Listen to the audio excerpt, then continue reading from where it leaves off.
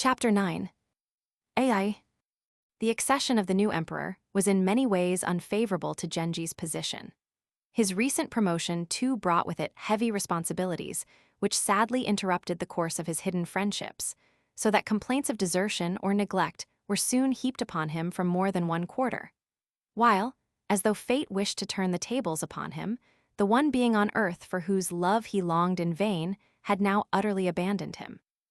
Now that the emperor was free to live as he chose, she was more constantly than ever at his side. Nor was her peace any longer disturbed by the presence of a rival, for Kakiden, resenting the old emperor's neglect, now seldom left her son's palace. A constant succession of banquets and entertainments, the magnificence of which became the talk of the whole country, helped to enliven the ex-emperor's retirement, and he was on the whole very well content with his new condition. His only regret concerned the heir apparent, whose position, unsupported by any powerful influence outside the palace, he regarded as extremely insecure. He constantly discussed the matter with Genji, begging him to enlist the support of the Minamoto clan. Such conversations tended to be somewhat embarrassing, but they gave Genji pleasure in so far as they enabled him to take measures for the boy's welfare. An unexpected event now occurred. Lady Rokujo's daughter by her late husband Prince Zembo was chosen to be the new Vestal Virgin at Ise. Her mother, who at the time when the appointment was first announced happened to be particularly aggrieved at Genji's treatment of her, at once determined to make her daughter's extreme youth a pretext for leaving the capital and settling permanently at Ise. Being at the moment, as I have said, very much out of humor, she discussed the matter openly, making no secret of her real reasons for wishing to leave the city. The story soon reached the ex-emperor's ears, and sending for Genji, he said to him, "The late prince my brother was, as you probably know, regarded with the utmost affection and esteem, and I am profoundly grieved to hear that your reckless and inconsiderate conduct has cast a slur upon his family. For his daughter, indeed, I feel as much responsible as if she were of my own children. I must trouble you in future to safeguard to the utmost of your power the reputation of these unfortunate ladies. If you do not learn to keep better control over your frivolous inclinations, you will soon find yourself becoming extremely unpopular." Why should his father be so much upset over the matter? And Genji, smarting under the rebuke, was about to defend himself when it occurred to him that the warning was not at all ill-merited, and he maintained a respectful silence. Affairs of this kind, the ex-emperor continued, must be managed so that the woman, no matter who she is, need not feel that she has been brought into a humiliating position or treated in a cynical and offhand way. Forget this rule, and she will soon make you feel the unpleasant consequences of her resentment. Wicked as he thinks me already, said Genji to himself while this lecture was going on, there is a much worse enormity of which he as yet knows nothing. And stupefied with horror at the thought of what would ensue should his father ever discover this hideous secret, he bowed and left the room. What the ex-emperor had said about ruining other people's reputations cut him to the quick. He realized that Rokujo's rank and widowed position entitled her to the utmost consideration. But after all, it was not he who had made public property of the affair. On the contrary, he had done everything in his power to prevent its becoming known.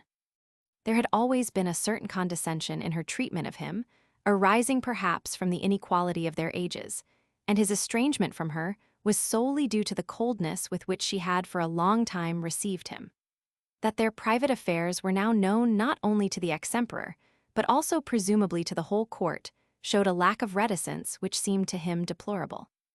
Among others who heard of the business was Princess Asago. Determined that she at least would not submit herself to such treatment, she ceased to answer his letters even with the short and guarded replies that she had been in the habit of sending to him.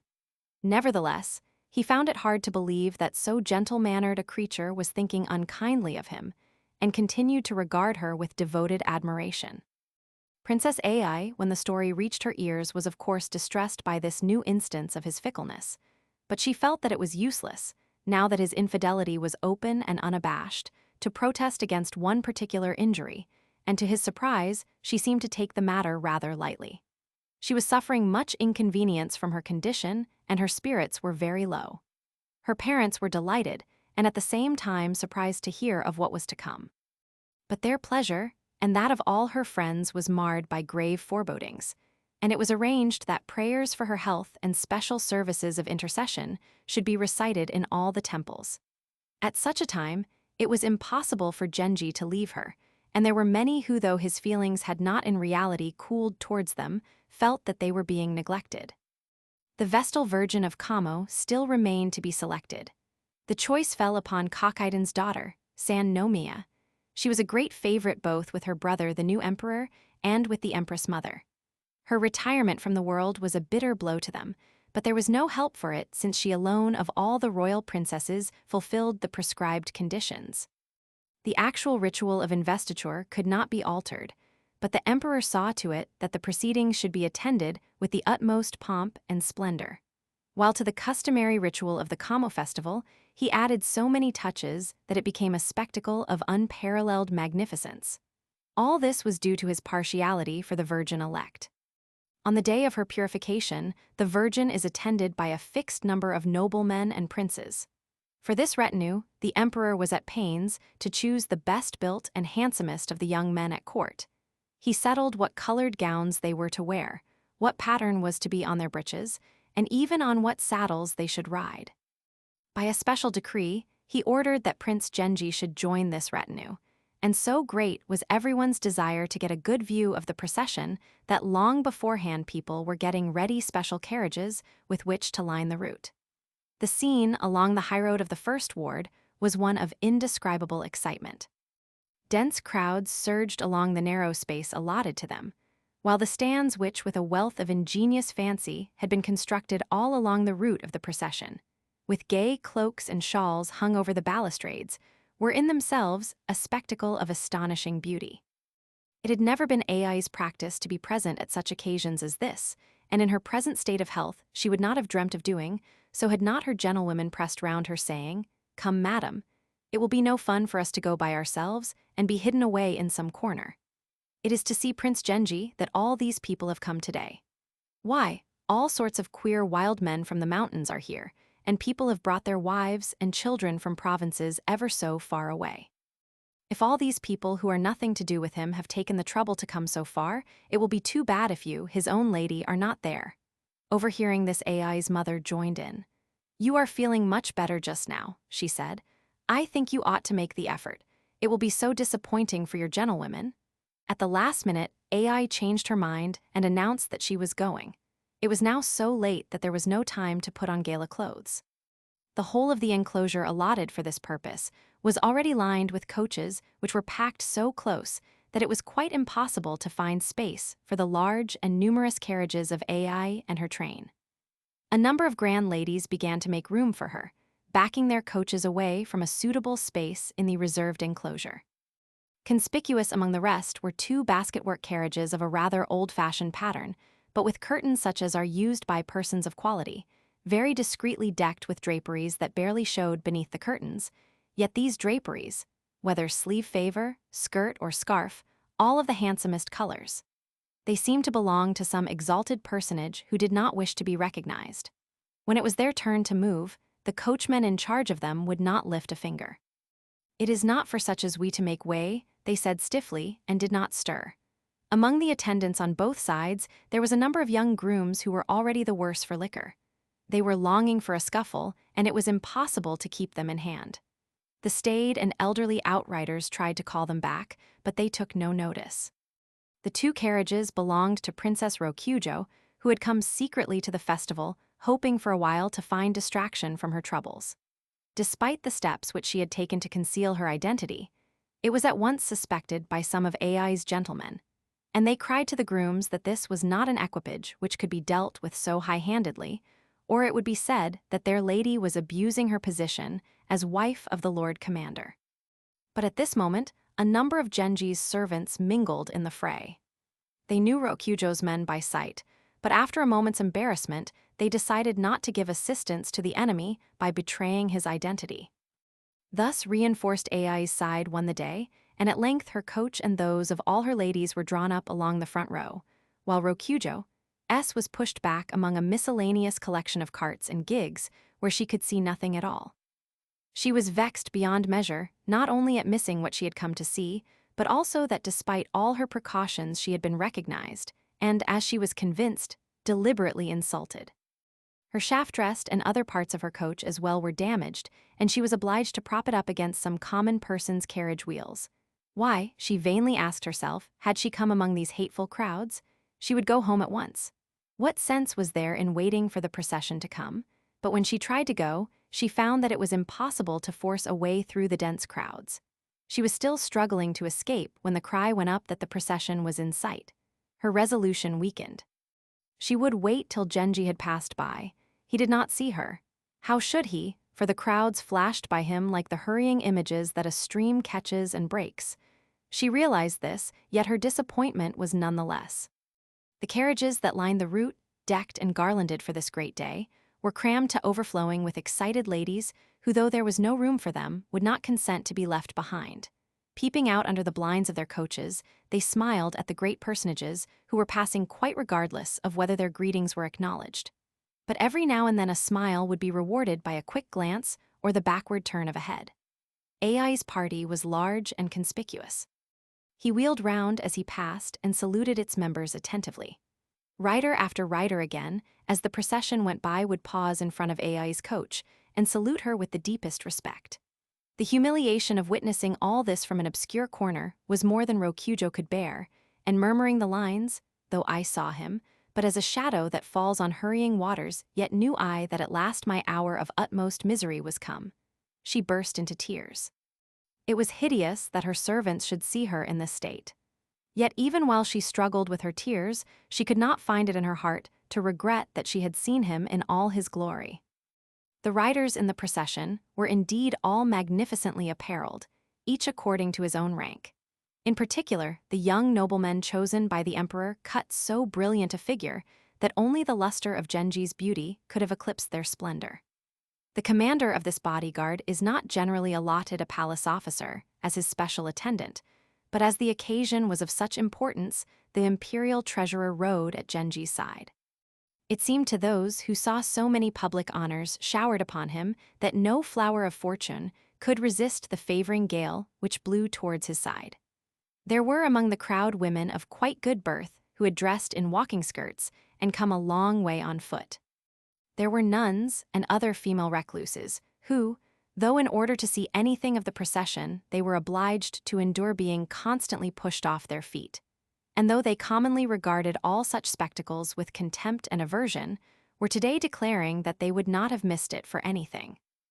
There were old men grinning through toothless gums, strange-looking girls with their hair poked away under ragged hoods, and stolid peasant boys, standing with hands raised as though in prayer, whose uncouth faces were suddenly transfigured with wonder and joy as the procession burst into sight.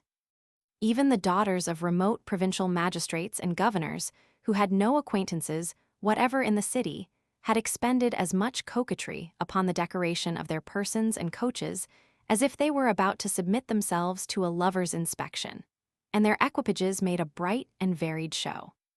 If even these strangers were in such a taking, it may be imagined with what excitement, scattered here and there among the crowd, those with whom Genji was in secret communication watched the procession go by, and with how many hidden sighs their bosoms heaved.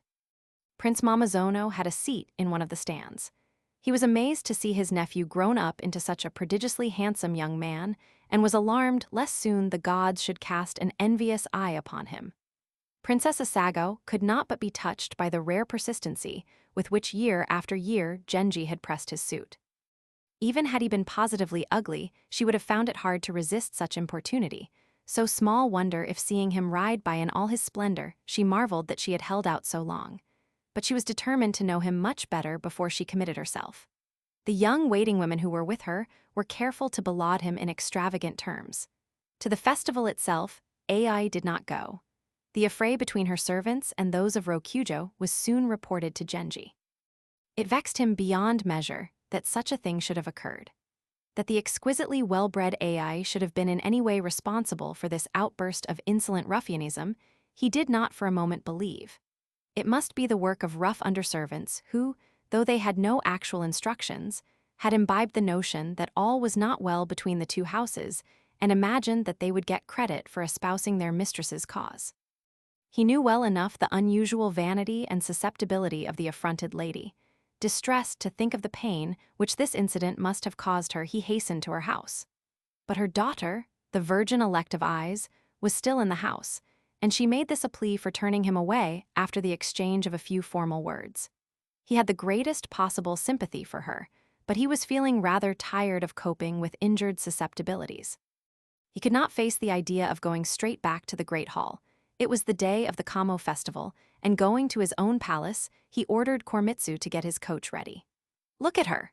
he cried, smiling fondly at Murasaki when she appeared in all her finery, surrounded by the little children whom he had given her for playmates. She must needs bring her dames to wait upon her. And stroking her lovely hair, which today Shanagan had dressed with more than usual care. "It is getting rather long," he said. Today would not be a bad time to have it cut, and sending for his astrologer, he bade him consult his books. "The maids of honor first," he cried, nodding at the pretty troop of babes, and their dainty tresses were trimmed so as to hang neatly over their diapered holiday gowns. "I am going to cut yours myself," he said to Murasaki. "What a lot of it there is. I wonder how much longer it would have grown." Really, it was quite hard work. "People with very long hair ought to wear it cut rather short over the temples," he said at last. "But I have not the heart to crop you any closer," and he laid the knife down. Shanagan's gratification knew no bounds when she heard him reciting the prayer with which the ceremony of hair-cutting should conclude. There is a seaweed called muru, which is used in the dressing of ladies' hair, and playing upon this word, which also means to see. He recited a poem in which he said that the muru weed which had been used in the washing of her hair was a token that he would forever fondly watch it grow. She answered that like the sea tides, which visit the muru in its cleft, he came but went away, and often her tresses, unwatched by him, would like the hidden seaweed grow. This she wrote very prettily on a slip of paper, and though the verse had no merit in it, but the charm of a childish mind, it gave him great delight. Today the crowds were as thick as ever. With great difficulty, he managed to wedge in his carriage close to the royal stables. But here they were surrounded by somewhat turbulent young noblemen, and he was looking for a quieter place when a smart carriage crammed full of ladies drew up nearby, and some one in it beckoned with a fan to Genji's servants. "Will you not come over where we are?" said one of the ladies. "We will gladly make room for you." Such an offer was perhaps somewhat forward, but the place she had indicated was such a good one that Genji at once accepted the invitation. "I am afraid it is very unfair that we should take your place like this," Genji was beginning to say politely when one of the ladies handed him a fan with the corner bent down. Here he found the poem, "This flower-decked day of meeting when the great God unfolds his portents, in vain have I waited, for alas another is at thy side." Surely the handwriting was familiar. Yes, it was that of the ancient lady of the bedchamber. He felt that it was time she should give up such pranks as this, and answered discouragingly, "Not ours this day of tryst when garlanded and passionate the 80 tribes converge." This put the lady out of countenance, and she replied, "Now bitterly do I repent that for this cheating day my head is decked with flowers, for in name only is it a day of meeting." Their carriages remained side by side, but Genji did not even draw up the side curtains, which was a disappointment to more persons than one. The magnificence of his public appearance a few days ago was contrasted by everyone with the unobtrusive manner in which he now mingled with the crowd.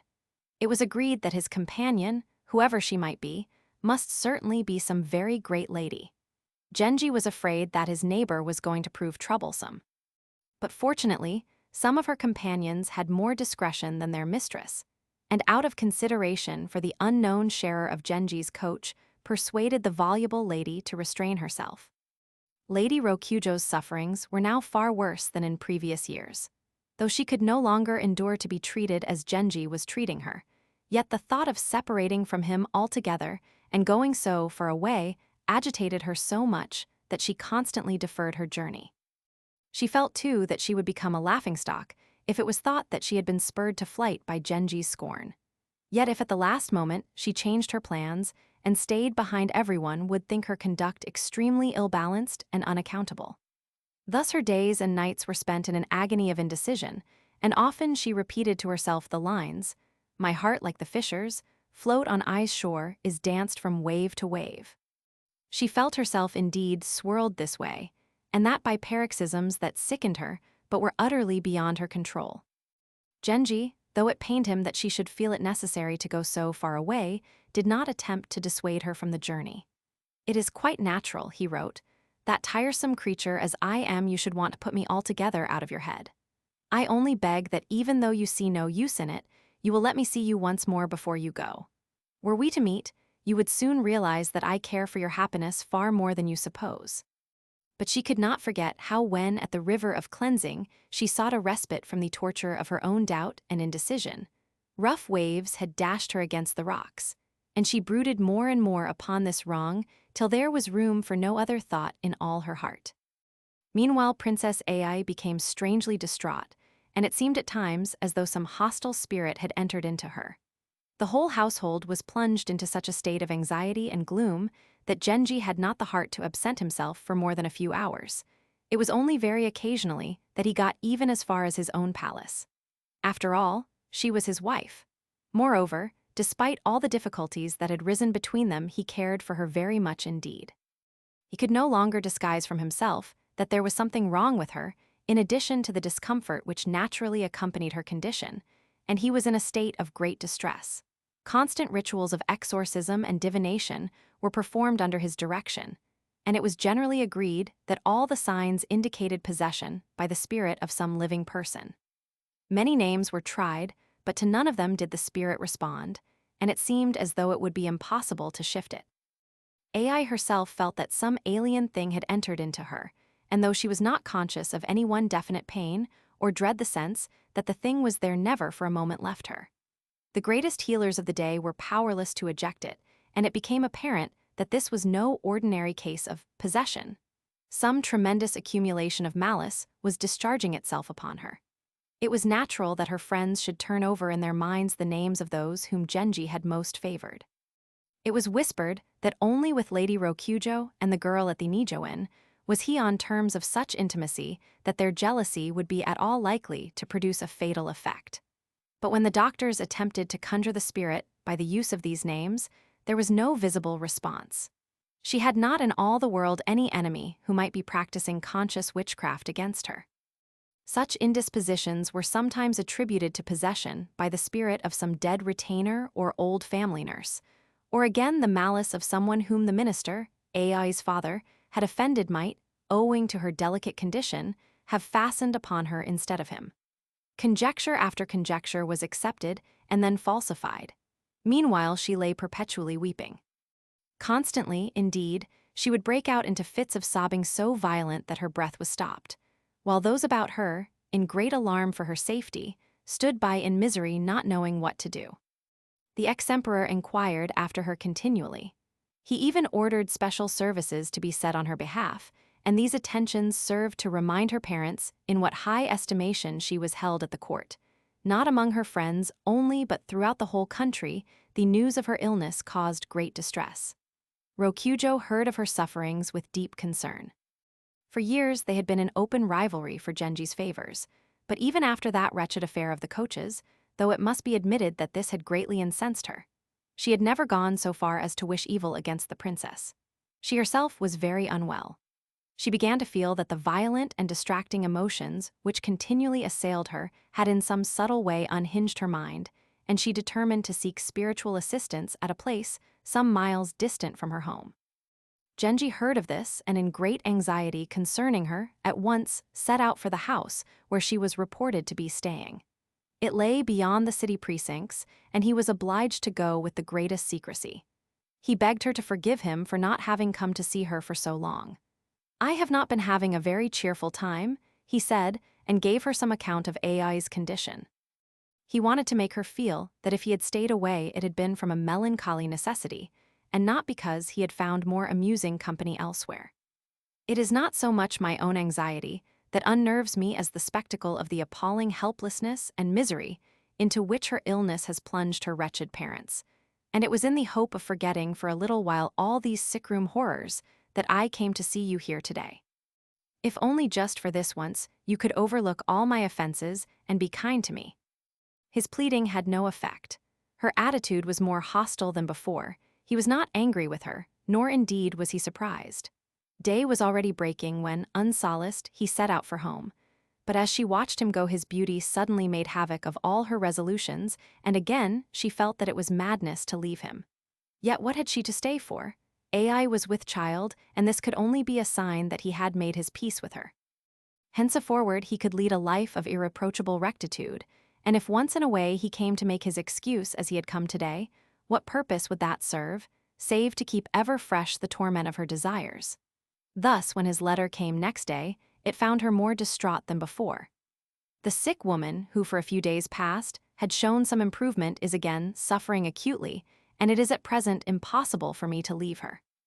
Certain that this was a mere excuse, she sent in reply the poem, "The fault is mine, and the regret. If careless as the peasant girl, who stoops too low amid the sprouting rice, I soiled my sleeve in love's dark road." At the end of her letter, she reminded him of the old song, "Now bitterly do I repent that ever I brought my pitcher to the mountain well where waters were but deep enough to soil my sleeve." He looked at the delicate handwriting. Who was there, even among women of her high lineage and breeding, that could rival the ineffable grace and elegance with which this small note was penned? That one whose mind and person alike so strongly attracted him must now by his own act be lost to him forever, was a bitter thought. Though it was almost dark, he sat down and wrote to her. "Do not say that the waters have but wetted your sleeve, for the shallowness is in your comparison only, not in my affections." And to this he added the poem, "Tease you, you only who have loitered among the shallow pools, while I till all my limbs were drenched have battled through the thickets of love's dark track." And he ended with the words, "Had but a ray of comfort lighted the troubles of this house, I should myself have been the bearer of this note." Meanwhile Ai's possession had returned in full force.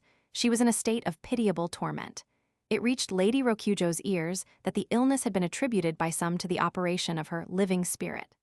Others, she was told, believed that her father's ghost was avenging the betrayal of his daughter.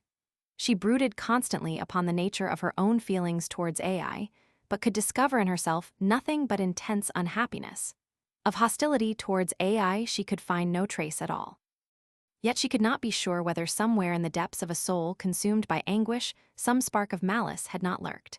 Through all the long years during which she had loved and suffered, though it had often seemed to her that greater torment could not anywhere in the world exist, her whole being had never once been so utterly bruised and shattered as in these last days. It had begun with that hateful episode of the coaches. She had been scorned, treated as though she had no right to exist. Yes, it was true that since the festival of purification her mind had been buffeted by such a tempest of conflicting resolutions that sometimes it seemed as though she had lost all control over her own thoughts. She remembered how one night she had suddenly, in the midst of agonizing doubts and indecisions, found that she had been dreaming. It seemed to her that she had been in a large, magnificent room, where lay a girl whom she knew to be the Princess Ai. Snatching her by the arm, she had dragged and mauled the prostrate figure, with an outburst of brutal fury, such as in her waking life would have been utterly foreign to her. Since then she had had the same dreams several times. How terrible! It seemed then that it was really possible for one's spirit to leave the body and break out into emotions which the waking mind would not countenance. Even where someone's actions are all but irreproachable, she reflected, people take a malicious delight in saying nothing about the good he has done and everything about the evil. With what joy would they seize upon such a story as this? That after his death, a man's ghost should pursue his enemies is a thing which seems to be of constant occurrence, yet even this is taken as a sign that the dead man was of a fiendishly venomous and malignant character, and his reputation is utterly destroyed. What then will become of me if it is thought that while still alive I have been guilty of so hideous a crime? She must face her fate. She had lost Genji forever. If she were to keep any control at all over her own thoughts, she must first of all find some way of putting him wholly out of mind. She kept on reminding herself not to think of him, so that this very resolve led her in the end to think of him but the more. The Virgin of Ise should by rights have entered upon her duties before the end of the year, but difficulties of various kinds arose, and it was not till the autumn of the next year that she could at last be received. She was to enter the palace in the fields in the 9th month, but this was decided so late that the arrangements for her second purification had to be made in great haste. It was very inconvenient that at this crisis her mother, so far from superintending the preparations, spent hour after hour lying dazed and helpless upon her bed. At last, the priests arrived to fetch the girl away.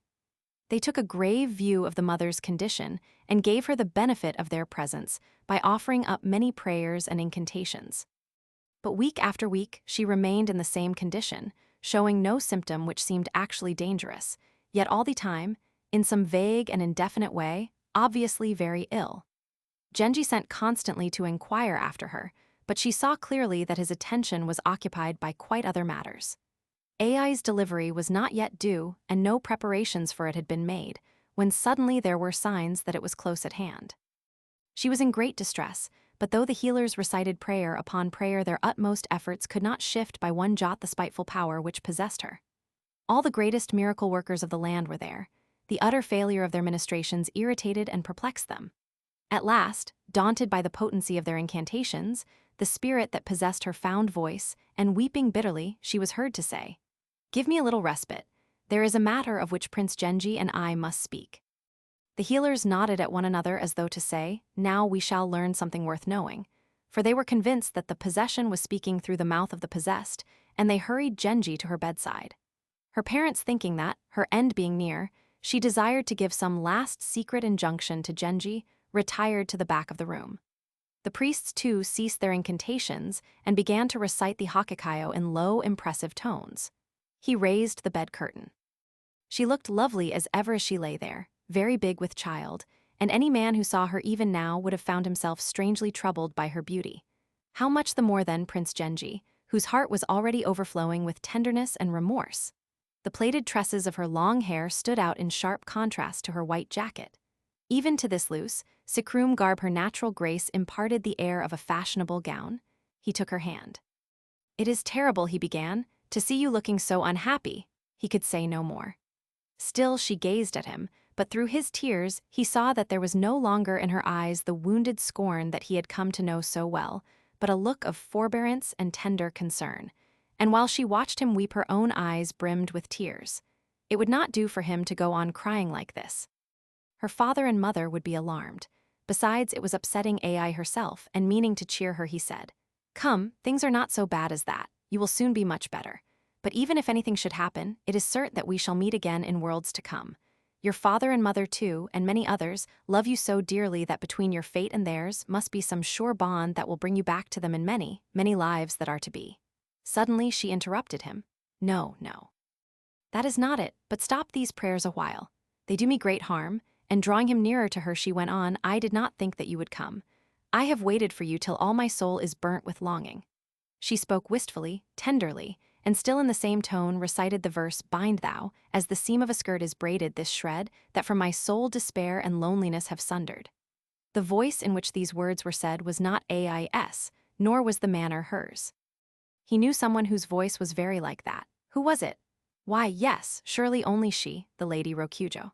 Once or twice he had heard people suggest that something of this kind might be happening, but he had always rejected the idea as hideous and unthinkable, believing it to be the malicious invention of some unprincipled scandalmonger, and had even denied that such possession ever took place. Now he had seen one with his own eyes. Ghastly, unbelievable as they were, such things did happen in real life. Controlling himself at last, he said in a low voice, "I am not sure who is speaking to me. Do not leave me in doubt." Her answer proved only too conclusively that he had guessed aright. To his horror, her parents now came back to the bed, but she had ceased to speak, and seeing her now lying quietly, her mother thought the attack was over, and was coming towards the bed carrying a basin of hot water when Ai suddenly started up and bore a child. For the moment all was gladness and rejoicing, but it seemed only too likely that the spirit which possessed her had but been temporarily dislodged, for a fierce fit of terror was soon upon her, as though the thing, whatever it was, were angry at having been put to the trouble of shifting, so that there was still grave anxiety about the future. The abbot of Tendai and the other great ecclesiastics who were gathered together in the room attributed her easy delivery to the persistency of their own incantations and prayers. And as they hastily withdrew to seek refreshment and repose, they wiped the sweat from their brows with an expression of considerable self-satisfaction. Her friends, who had for days been plunged in the deepest gloom, now began to take heart a little, believing that although there was no apparent improvement, yet now that the child was safely born, she could not fail to mend. The prayers and incantations began once more, but throughout the house, there was a new feeling of confidence. For the amusement of looking after the baby at least gave them some relief from the strain under which they had been living for so many days. Handsome presents were sent by the ex-emperor, the royal princes and all the court, forming an array which grew more dazzling each night. The fact that the child was a boy made the celebrations connected with his birth all the more sumptuous and elaborate.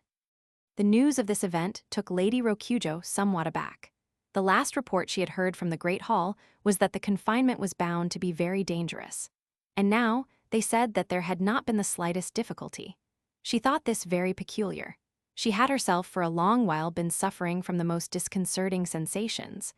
Often she felt as though her whole personality had in some way suddenly altered. It was as though she were a stranger to herself. Recently, she had noticed that a smell of mustard seed incense, for which she was at a loss to account, was pervading her clothes and hair. She took a hot bath and put on other clothes. But still, the same odor of incense pursued her.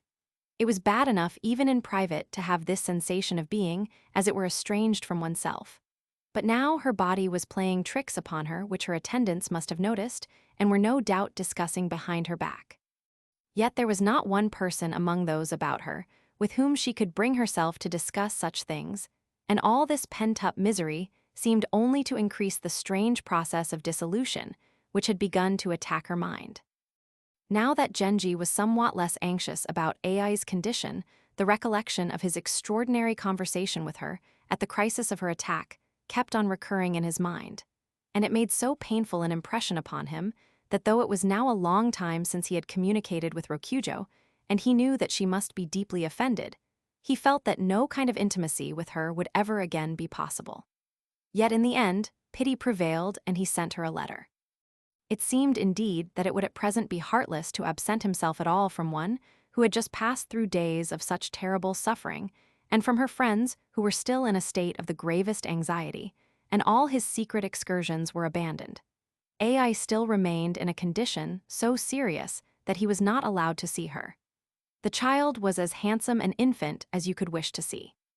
The great interest which Genji took in it, and the zest with which he entered into all the arrangements which were made for its welfare delighted Ai's father, inasmuch as they seemed signs of a better understanding between his daughter and Genji. And though her slow recovery caused him great anxiety, he realized that an illness such as that through which she had just passed must inevitably leave considerable traces behind it, and he persuaded himself that her condition was less dangerous than one might have supposed. The child reminded Genji of the heir apparent and made him long to see Fujitsubo's little son again. The desire took such strong hold upon him that at last he sent Ai a message in which he said, "It is a very long time since I have been to the palace, or indeed have paid any visits at all. I am beginning to feel the need of a little distraction, so today I am going out for a short while and should like to see you before I go. I do not want to feel that we are completely cut off from one another." So he pleaded, and he was supported by her ladies who told her that Prince Genji was her own dear lord, and that she ought not to be so proud and stiff with him. She feared that her illness had told upon her looks, and was for speaking to him with a curtain between, but this too her gentlewomen would not allow. He brought a stool close to where she was lying and began speaking to her of one thing or another. Occasionally she put in a word or two, but it was evident that she was still very weak. Nevertheless, it was difficult to believe that she had so recently seemed almost at the point of death. They were talking quietly together about those worst days of her illness, and how they now seemed like an evil dream when suddenly he recollected the extraordinary conversation he had had with her when she was lying apparently at her last gasp, and filled with a sudden bitterness, he said to her, "There are many other things that I must one day talk to you about. But you seem very tired, and perhaps I had better leave you." So saying, he arranged her pillows, brought her warm water to wash in, and in fact played the sick nurse so well that those about her wondered where he had acquired the art. Still peerlessly beautiful but weak and listless she seemed as she lay motionless on the bed at times almost to fade out of existence. He gazed at her with fond concern. Her hair, every ringlet still in its right place, was spread out over the pillow. Never before had her marvelous beauty so strangely impressed him. Was it conceivable that year after year he should have allowed such a woman to continue in estrangement from him? Still he stood gazing at her. "I must start for the palace," he said at last, "but I shall not be away long. Now that you are better, you must try to make your mother feel less anxious about you when she comes presently. For though she tries hard not to show it, she is still terribly distressed about you. You must begin now to make an effort and sit up for a little while each day. I think it is partly because she spoils you so much that you are taking so long to get well." As he left the room, robed in all the magnificence of his court attire, she followed him with her eyes more fixedly than ever in her life before. The attendance of the officers who took part in the autumn session was required, and Ai's father accompanied Genji to the palace, as did also her brother, who needed the minister's assistance in making their arrangements for the coming political year. Many of their servants went too, and the great hall wore a deserted and melancholy aspect. Suddenly, Ai was seized with the same choking fit as before and was soon in a desperate condition.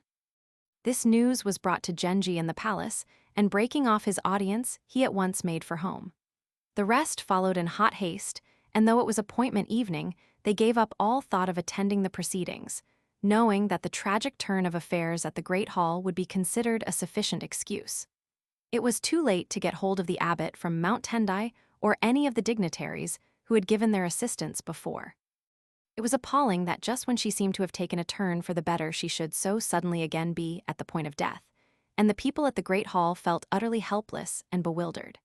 Soon the house was full of lackeys who were arriving from every side with messages of sympathy and inquiry. But from the inhabitants of that stricken house, they could obtain no information, for they seemed to do nothing but rush about from one room to another in a state of frenzy which it was terrifying to behold. Remembering that several times already her possession had reduced her to a trance-like state, they did not for some time attempt to lay out the body or even touch her pillows, but left her lying just as she was.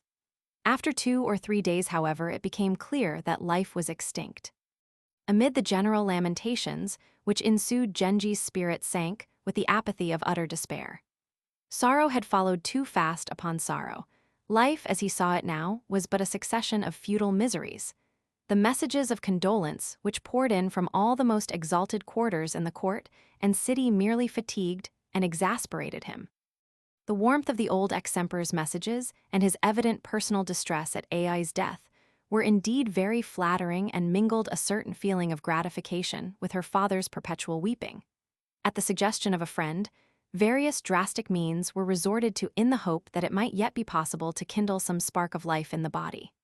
But it soon became evident, even to their reluctant eyes, that all this was too late, and heavy at heart they took the body to Toraibno. Here, in the great flat cremation ground beyond the town, the horrors that they had dreaded were only too swiftly begun. Even in this huge open space, there was scarcely room for the crowds of mourners who had come from all the great palaces of the city to follow behind the bier, and for the concourses of priests who, chanting their liturgies, flocked from the neighboring temples. The ex-emperor was of course represented, so were the Princess Kokiden and the heir apparent, while many other important people came in person and mingled with the crowd. Never had any funeral aroused so universal a demonstration of interest and sympathy. Her father was not present. Now in my declining years to have lost one who was so young and strong is a blow too staggering, he said, and he could no longer check the tears which he was striving to conceal. His grief was heart-rending. All night long the mournful ceremonies proceeded, but at last only a few pitiful ashes remained upon the pyre, and in the morning the mourners returned to their homes. It was in fact, save for its grandeurs, much like any other funeral. But it so happened that save in one case only death had not yet come Genji's way, and the scenes of that day haunted him long afterwards with hideous persistency. The ceremony took place in the last week of the 8th month. Seeing that from Ai's father all the soft brightness of this autumn morning was hid in the twilight of despair, and well knowing what thoughts must be passing through his mind, Genji came to him and pointing to the sky whispered the following verse.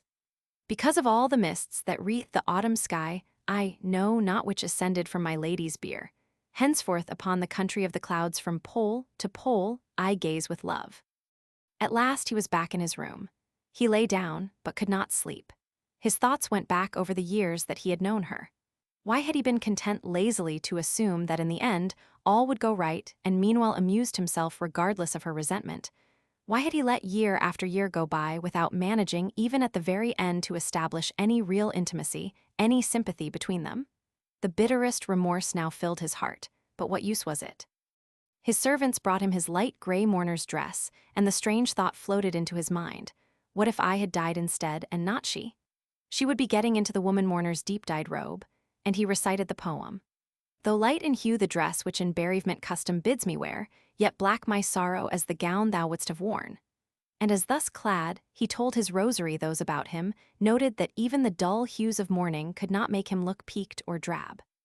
He read many sutras in a low voice, among them the liturgy to Samantabhadra as dispenser of the Dharmadhatu Samadhi, which he recited with an earnestness more impressive in its way than the dexterous intonation of the professional cleric. Next, he visited the newborn child and took some comfort in the reflection that she had at least left behind her this memorial of their love. Genji did not attempt to go even for the day to the Nijoin, but remained buried in recollections and regrets with no other occupation save the ordering of masses for her soul. He did, however, bring himself to write a few letters, among them one to Rokujo. The virgin-elect was already in charge of the guardsmen of the gate and would soon be passed on by them to the palace in the fields. Rokujo accordingly made her daughter's situation an excuse for sending no reply. He was now so weary of life and its miseries that he seriously contemplated the taking of priestly vows, and might perhaps have done so, had there not been a new bond which seemed to tie him irrevocably to the world. But stay, there was the girl Murasaki too, waiting for him in the wing of his palace. How unhappy she must have been during all this long time. That night, lying all alone within his royal curtains, though watchmen were going their rounds not far away, he felt very lonely, and remembering that autumn is no time to lie alone, he sent for the sweetest voiced among the chaplains of the palace. His chanting mingled with the sounds of early dawn was indeed of almost unendurable beauty.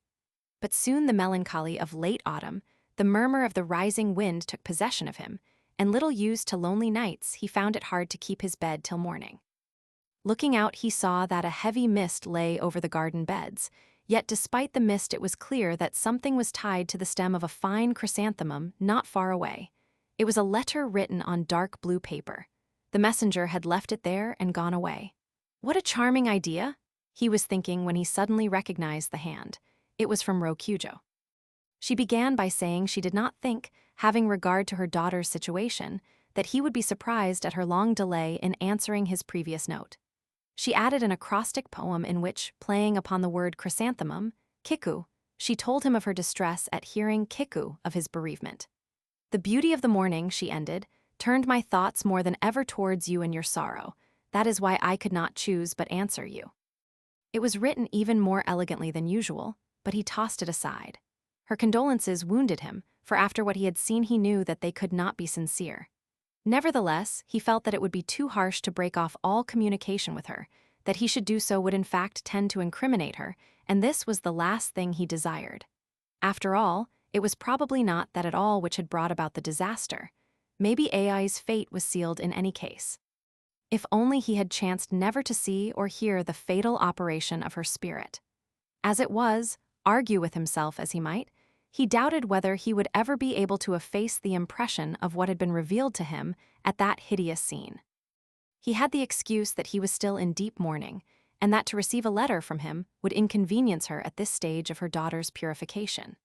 But after turning the matter over in his mind for a long while, he decided that it would be unfeeling not to answer a letter which had evidently been written with the sole object of giving him pleasure, and on a paper lightly tinted with brown he wrote, "Though I have let so many days slip by, believe me that you have not been absent from my thoughts.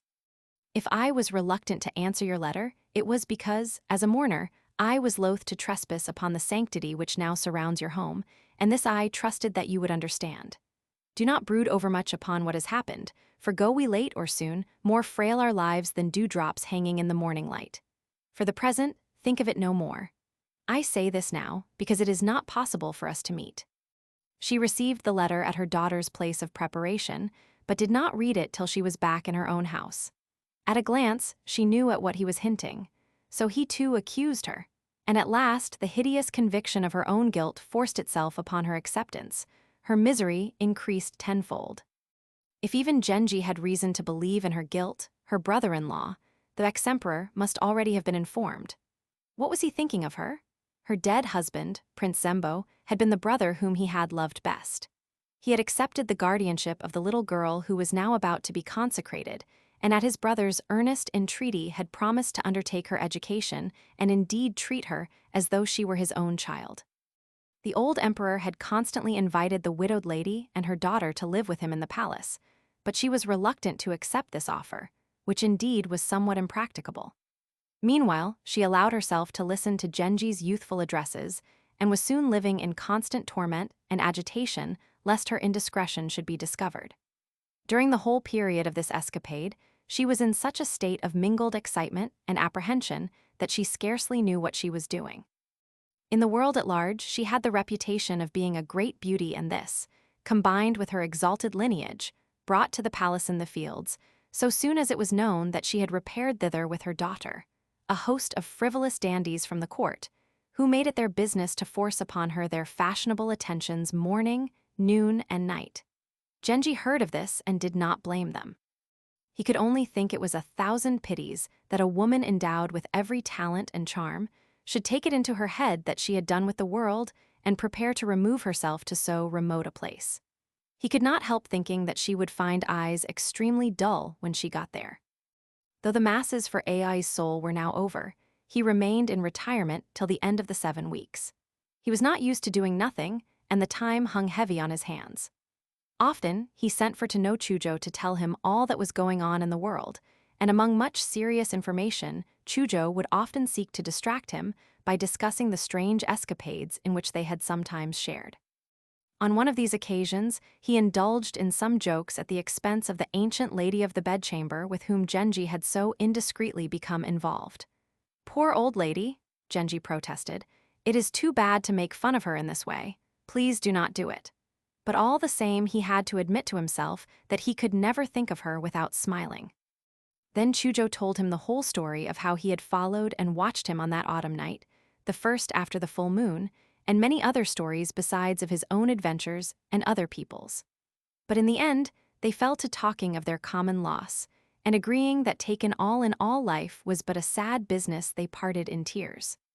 Some weeks afterwards, on a gloomy wet evening, Chujo strode into the room looking somewhat self-conscious in the light gray winter cloak and breeches, which he was today wearing for the first time.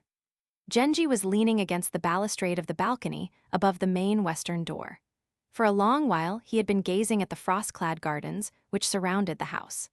A high wind was blowing and swift showers dashed against the trees. Near to tears, he murmured to himself the line, "Tell me whether her soul be in the rain or whether in the clouds above." And as Chujo watched him sitting there, his chin resting upon his hand, he thought the soul of one who had been wedded to so lovely a youth would not indeed have borne quite to renounce the scene of her earthly life, and must surely be hovering very near him. Still gazing with eager admiration, Chujo came to Genji's side. He noticed now that though his friend had not in any other way abated the plainness of his dress, he had today put on a colored sash.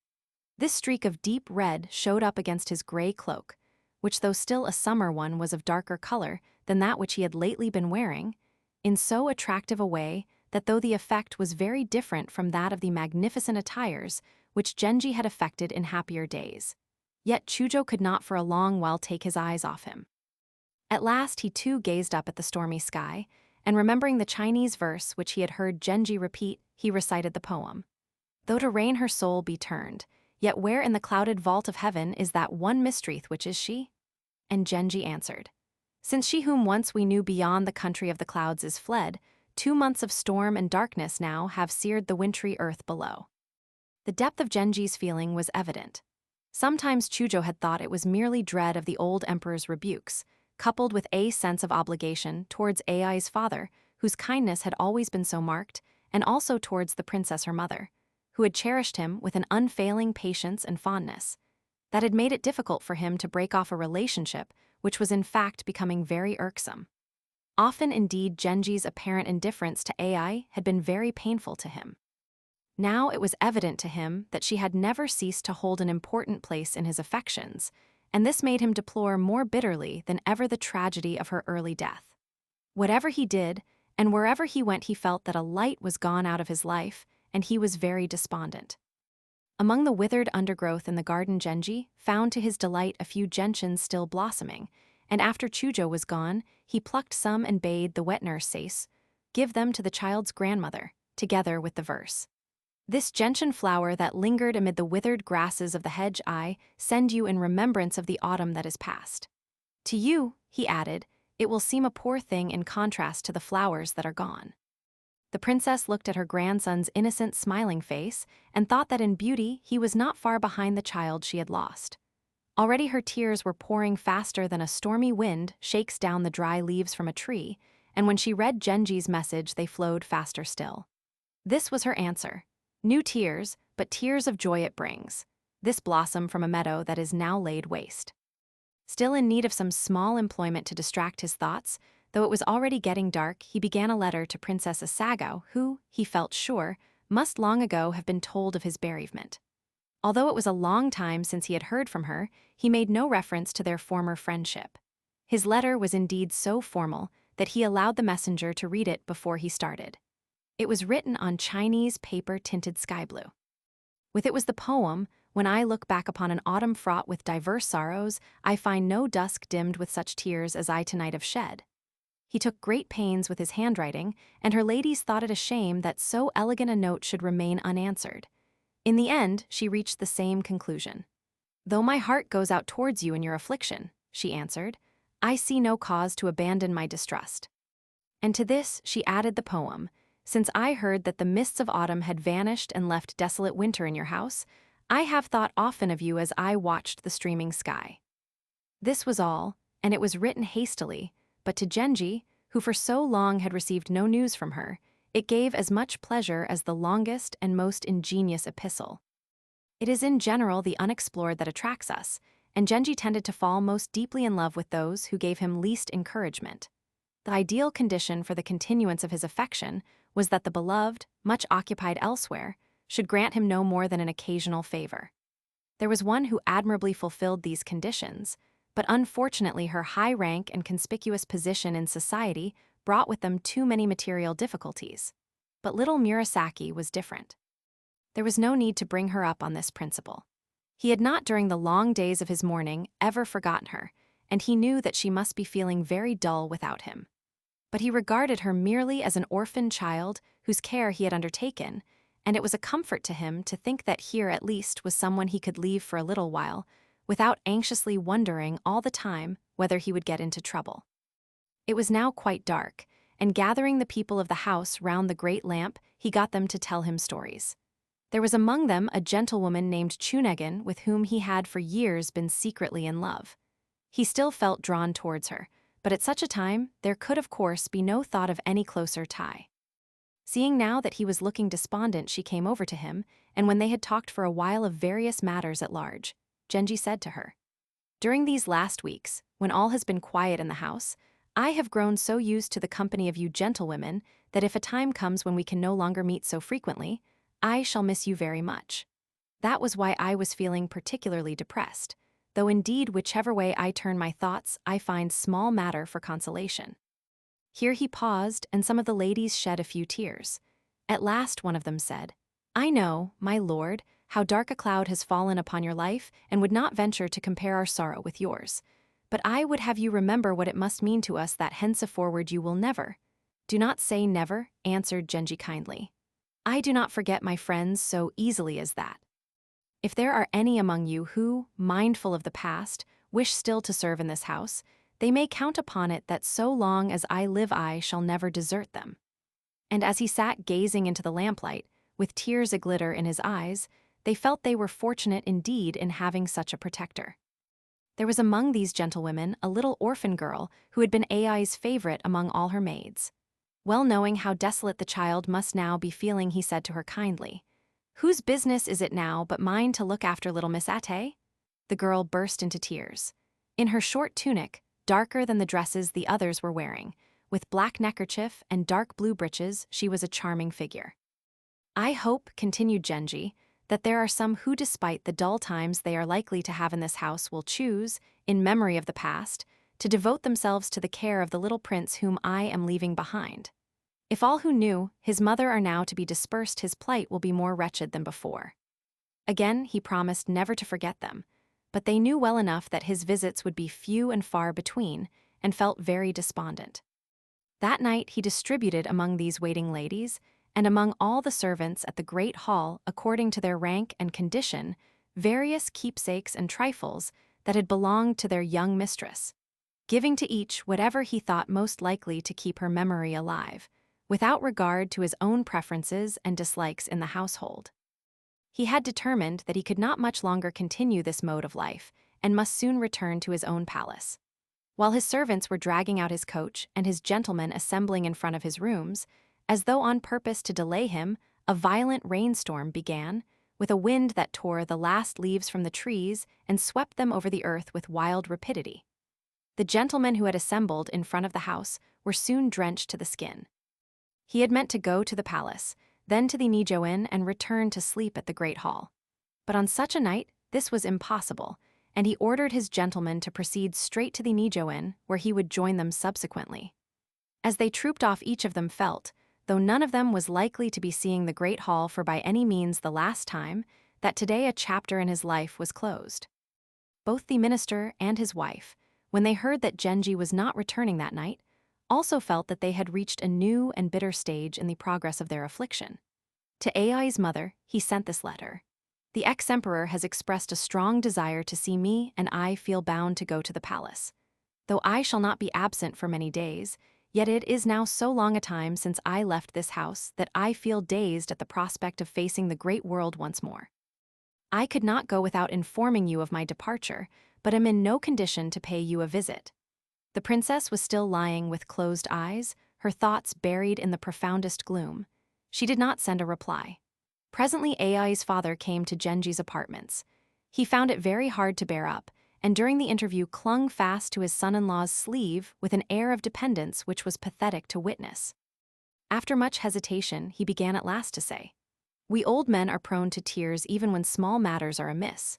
You must not wonder, then, that under the weight of so terrible a sorrow I sometimes find myself breaking into fits of weeping, which I am at a loss to control.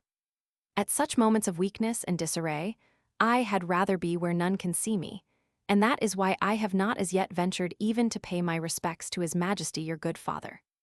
If opportunity offers, I beg you to explain this to him. To be left thus desolate in the last years of life is a sore trial, a very sore trial indeed."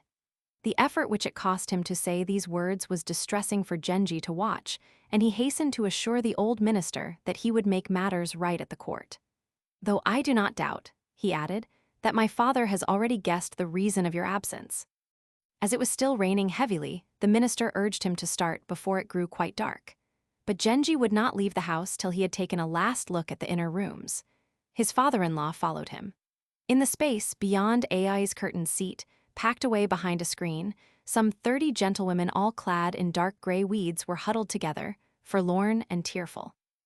"These hapless ladies," said the minister, turning to Genji, "though they take some comfort in the thought that you are leaving behind you one whose presence will sometimes draw you to this house, well know that it will never again be your rightful home, and this distresses them no less than the loss of their dear mistress. For years they had hoped against hope that you and she would at last be reconciled. Consider then how bitter for them must be the day of this, your final departure." "Let them take heart," said Genji.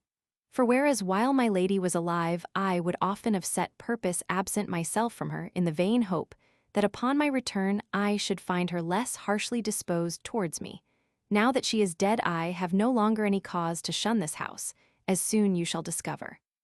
When he had watched Genji drive away, Ai's father went to her bedroom. All her things were just as she had left them. On a stand in front of the bed writing materials lay scattered about.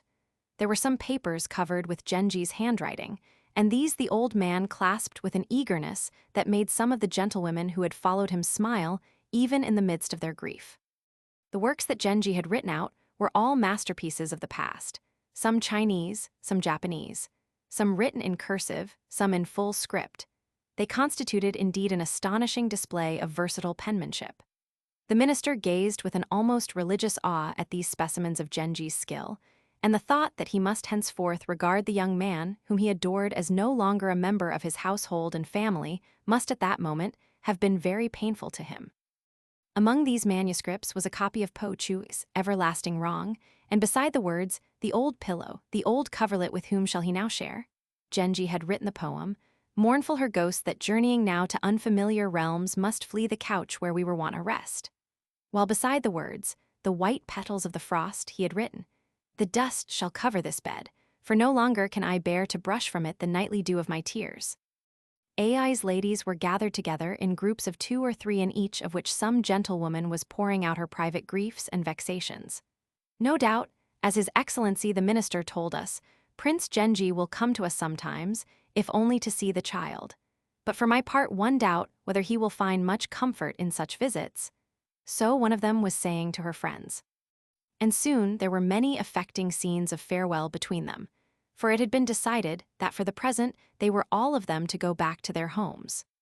Meanwhile Genji was with his father in the palace. "You are very thin in the face," said the ex-emperor as soon as he saw him. "I am afraid you have overtaxed your strength by too much prayer and fasting," and in a state of the deepest concern, he at once began pressing all kinds of viands and cordials upon him, showing with regard to his health, and indeed his affairs in general, a solicitude by which Genji could not help feeling touched. Late that night, he at last arrived at the Nijiwin. Here he found everything garnished and swept. His men servants and maids were waiting for him at the door. All the gentlewomen of the household at once presented themselves in his apartments.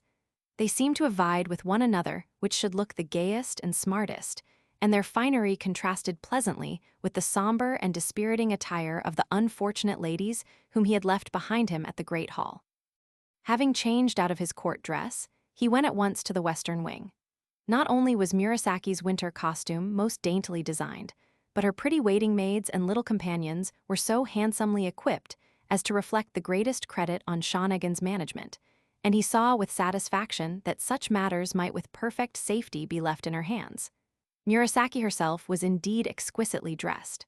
"How tall you have grown since last I saw you," he said, and pulled up her little curtain of honor. He had been away so long that she felt shy with him and turned her head aside. But he would not for the world have had her look otherwise than she looked at that moment, for as she sat in profile with the lamplight falling upon her face, he realized with delight that she was becoming the very image of her whom from the beginning he had loved best. Coming closer to her side, he whispered to her, "Some time or other I want to tell you about all that has been happening to me since I went away. But it has all been very terrible, and I am too tired to speak of it now, so I am going away to rest for a little while in my own room. From tomorrow onwards you will have me to yourself all day long. In fact, I expect you will soon grow quite tired of me." So far, so good, thought Shonagon when she heard this speech. But she was still very far from easy in her mind. She knew that there were several ladies of very great influence with whom Genji was on terms of friendship, and she feared that, when it came to choosing a second wife, he would be far more likely to take one of these than to remember her own little mistress, and she was not at all satisfied. When Genji had retired to the eastern wing, he sent for a certain Lady Chujo to rub his limbs and then went to bed. Next morning, he wrote to the nurses of Ai's child and received from them in reply a touching account of its beauty and progress, but the letter served only to awaken in him useless memories and regrets. Towards the end of the day, he felt very restless, and the time hung heavily on his hands, but he was in no mood to resume his secret rovings, and such an idea did not even occur to him. In Murasaki, none of his hopes had been disappointed. She had indeed grown up into as handsome a girl as you could wish to see, nor was she any longer at an age when it was impossible for him to become her lover. He constantly hinted at this, but she did not seem to understand what he meant. He still had plenty of time on his hands, and the whole of it was now spent in her society. All day long they played together at draughts or word-picking, and even in the course of these trivial pursuits, she showed a quickness of mind and beauty of disposition which continually delighted him. But she had been brought up in such rigid seclusion from the world that it never once occurred to her to exploit her charms in any more adult way. Soon the situation became unendurable, and though he knew that she would be very much upset, he determined, somehow or another, to get his own way. There came a morning when the gentleman was already up and about, but the young lady was still lying abed. Her attendants had no means of knowing that anything out of the ordinary had happened, for it had always been Genji's habit to go in and out of her room just as he chose. They naturally assumed that she was not feeling well and were glancing at her with sympathy when Genji arrived carrying a writing box which he slipped behind the bed curtains. He at once retired, and the ladies also left the room. Seeing that she was alone, Murasaki slowly raised her head. There by her pillow was the writing box, and tied to it with ribbon, a slender note. Listlessly, she detached the note and, unfolding it, read the hastily scribbled poem. Too long have we deferred this new emprise, who night by night till now have lain but with a shift between. That this was what Genji had so long been wanting came to her as a complete surprise, and she could not think why he should regard the unpleasant thing that had happened last night as in some way the beginning of a new and more intimate friendship between them. Later in the morning, he came again. "Is something the matter with you?" he asked. "I shall be very dull today if you cannot play draughts with me." But when he came close to her, she only buried herself more deeply than ever under the bedclothes. He waited till the room was empty, and then bending over her he said, "Why are you treating me in this surly way? I little expected to find you in so bad a humor this morning. The others will think it very strange if you lie here all day," and he pulled aside the scarlet coverlet beneath which she had dived. To his astonishment, he found that she was bathed in sweat. Even the hair that hung across her cheeks was dripping wet. "No, this is too much," he said. "What a state you have worked yourself up into." But try as he would to coax her back to reason, he could not get a word out of her, for she was really feeling very vexed with him indeed. "Very well then," he said at last. "If that is how you feel, I will never come to see you again," and he pretended to be very much mortified and humiliated. Turning away, he opened the writing box to see whether she had written any answer to his poem, but of course found none. He understood perfectly that her distress was due merely to extreme youth and inexperience, and was not at all put out. All day long, he sat near her trying to win back her confidence, and though he had small success, he found even her rebuffs in a curious way very endearing.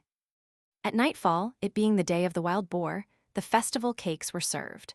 Owing to Genji's bereavement, no great display was made, but a few were brought round to Murasaki's quarters in an elegant picnic basket. Seeing that the different kinds were all mixed up together, Genji came out into the front part of the house and, calling for Koremitsu, said to him, "I want you to take these cakes away and bring me some more tomorrow evening, only not nearly so many as this, and all of one kind." This is not the right evening for them. He smiled as he said these words, and Koremitsu was quick-witted enough at once to guess what had happened. He did not, however, think that it would be discreet to congratulate his master in so many words, and merely said, "It is true enough that, if you want to make a good beginning, you must eat your cakes on the proper day. The day of the rat is certainly very much to the purpose. Pray, how many am I to bring?" When Genji answered, "Divide by 3 and you will get the answer," Koremitsu was no longer in any doubt, and hastily retired, leaving Genji amused at the practiced air with which he invariably handled matters of this kind. He said nothing to anyone, but returning to his private house, made the cakes there with his own hands. Genji was beginning to despair of ever restoring her confidence and good humor. But even now, when she seemed as shy of him as on the night when he first stole her from her home, her beauty fascinated him, and he knew that his love for her in past days had been but a particle compared with what he had felt since yesterday. How strange a thing is the heart of man! For now it would have seemed to him a calamity if even for a single night he had been taken from Murasaki's side, and only a little while ago. Koremitsu brought the cakes which Genji had ordered very late on the following night. He was careful not to entrust them to Shanagan, for he thought that such a commission might embarrass a grown woman. Instead, he sent for her daughter Miss Ben, and putting all the cakes into one large perfume box, he bade her take them secretly to her mistress. "Be sure to put them close by her pillow, for they are lucky cakes and must not be left about the house. Promise me not to do anything silly with them." Miss Ben thought all this very odd, but tossing her head she answered, "When, pray, did you ever know me to be silly?" And she walked off with the box. Being quite a young girl and completely innocent as regards matters of this kind, she marched straight up to her mistress's bed, and, remembering Koremitsu's instructions, pushed the box through the curtains and lodged it safely by the pillow. It seemed to her that there was someone else there as well as Murasaki. No doubt, thought she, Prince Genji has come as usual to hear her repeat her lessons. As yet no one in the household save Koremitsu had any knowledge of the betrothal. But when next day the box was found by the bed and brought into the servants' quarters, some of those who were in closest touch with their master's affairs at once guessed the secret. Where did these little dishes come from, each set on its own little carved stand? And who had been at such pains to make these dainty and ingenious cakes? Shanagan, though she was shocked at this casual way of slipping into matrimony, was overjoyed to learn that Genji's strange patronage of her young mistress had at last culminated in a definite act of betrothal, and her eyes brimmed with tears of thankfulness and delight. All the same, she thought he might at least have taken the trouble to inform her old nurse, and there was a good deal of grumbling in the household, generally at an outside retainer, such as Koremitsu having got wind of the matter first. During the days that followed, he grudged even the short hours of attendance which he was obliged to put in at the palace and in his father's rooms, discovering, much to his own surprise, that save in her presence he could no longer enjoy a moment's peace. The friends whom he had been wont to visit showed themselves both surprised and offended by this unexplained neglect. But though he had no wish to stand ill with them, he now found that even a remote prospect of having to absent himself from his palace for a single night was enough to throw him quite out of gear. And all the time he was away, his spirits were at the very lowest ebb, and he looked for all the world as though he were sickening from some strange illness. To all invitations or greetings, he invariably replied that he was at present in no fit mood for company, which was naturally taken as an allusion to his recent loss, or that he must now be gone, for someone with whom he had business was already awaiting him.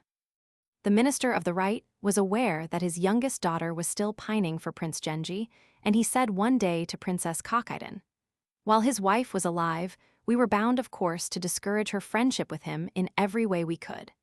But the position is now quite changed, and I feel that as things are there would be much to be said for such a match." But Kakiden had always hated Genji, and having herself arranged that her sister should enter the palace, she saw no reason why this plan should suddenly be abandoned. Indeed, from this moment onwards, she became obstinately determined that the girl should be given to the emperor, and to no one else. Genji indeed still retained a certain partiality towards her, but though it grieved him to hear that he had made her unhappy, he had not at present any spare affection to offer her. Life, he had come to the conclusion, was not long enough for diversions and experiments. Henceforward he would concentrate. He had moreover received a terrible warning of the dangers which might accrue from such jealousies and resentments as his former way of life had involved.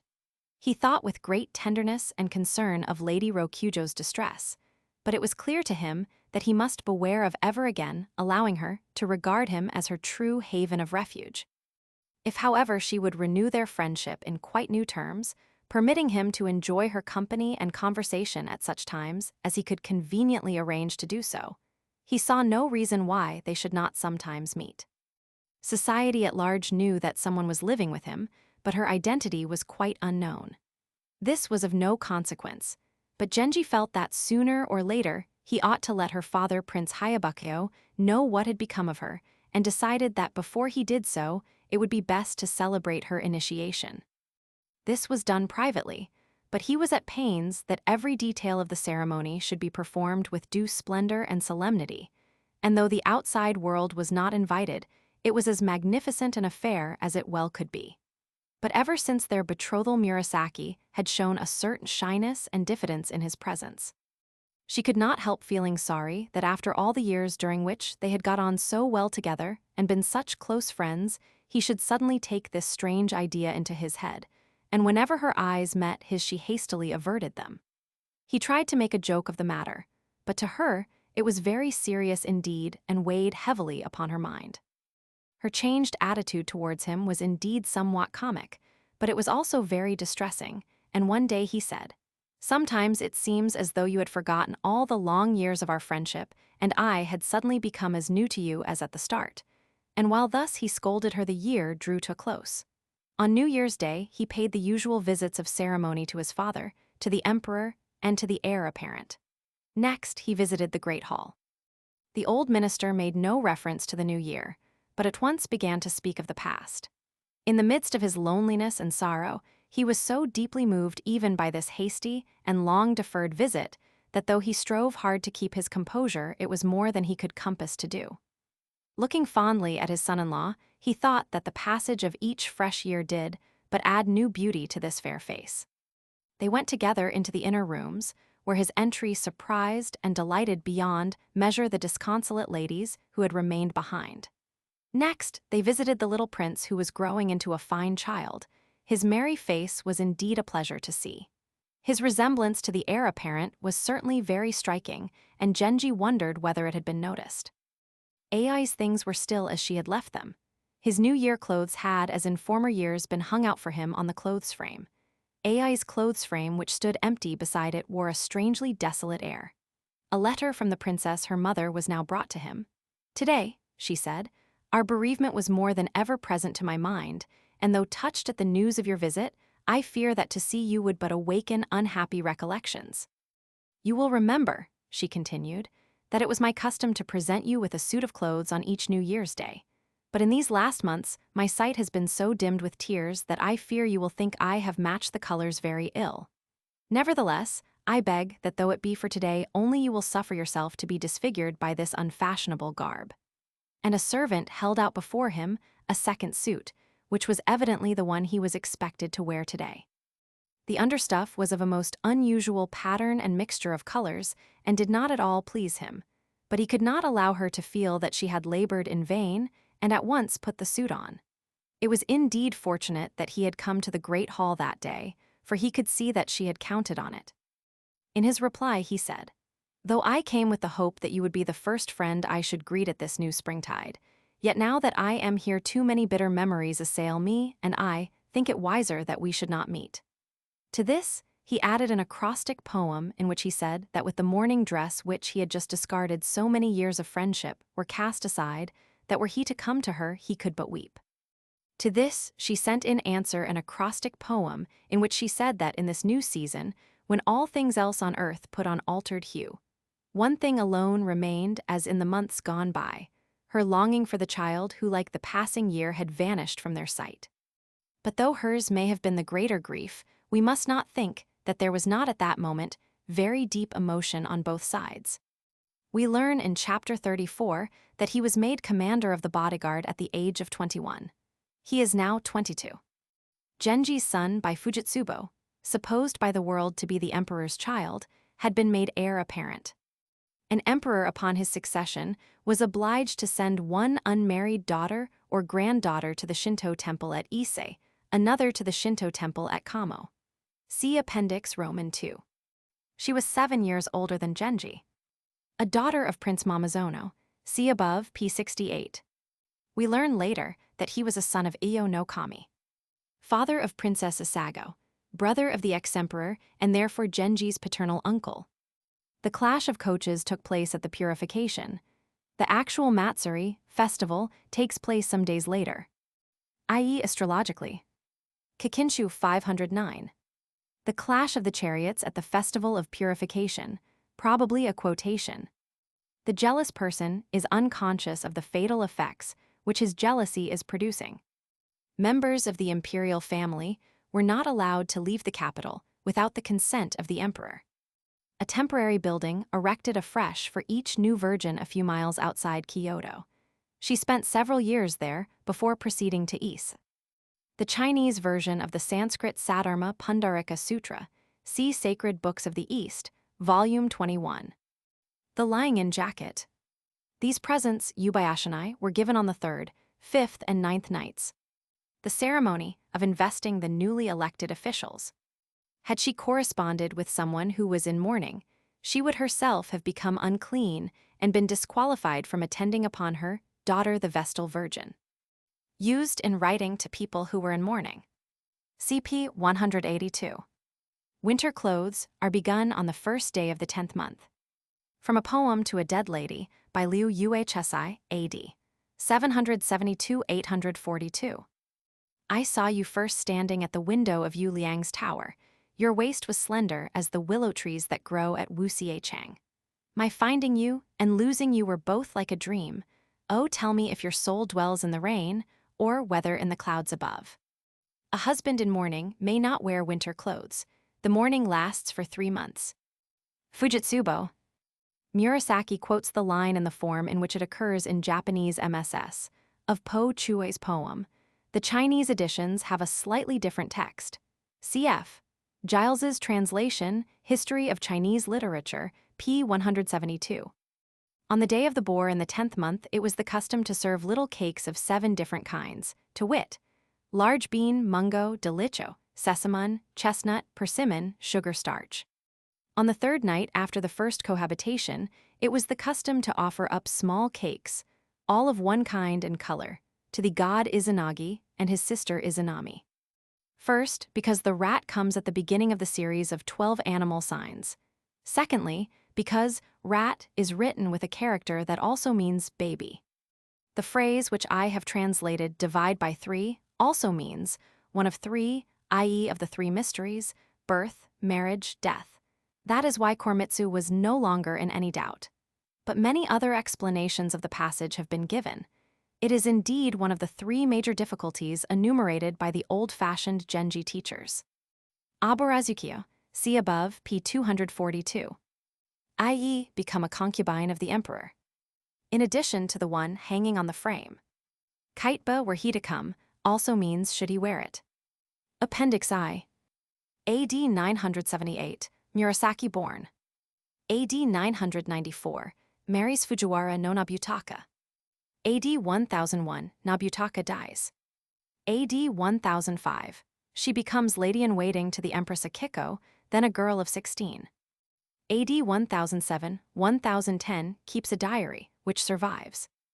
AD 1008 book, one of the tale of Genji, read to the emperor. AD 1025, Murasaki still at court. AD 1031, Murasaki no longer at court and perhaps dead. Appendix Roman II. The Vestal Virgins of Ise and Kamo. So important a part do these ladies play in the tale of Genji that the reader may perhaps wish to know exactly what they were. I may say at the outset that I have used the term Vestal merely for convenience. These virgins were not guardians of a sacred fire. Upon the accession of a new emperor, a princess of the imperial house, preferably a daughter of the emperor, was sent to be priestess of the great Shinto shrines at Ise. According to the Nihongi, v. Emperor Sujin's 6th year, the gods Amaterasu and Okinadama were formerly both worshipped in the emperor's palace hall. But the Emperor Sujin was frightened of having so much divine power concentrated in one place. Accordingly, he entrusted the worship of Amaterasu to the princess Toyasukuiri, bidding her carry it out in the village of Kasanui in Yamato. Subsequently, Amaterasu expressed a desire to be moved to Ise.